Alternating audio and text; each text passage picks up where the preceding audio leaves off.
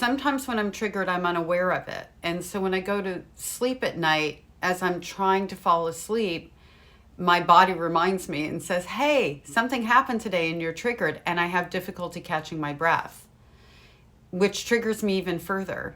And I didn't even make that connection until the other day, because I just went through something that has created that reaction. And this time I knew I had that reaction, and I tried not to anticipate I would end up in that shortness of breath place, but I also kind of knew I would. And so on one hand, I didn't want to predict it, but on the other hand, I was trying to find ways before I laid down to kind of just make sure I had some extra layer of calm.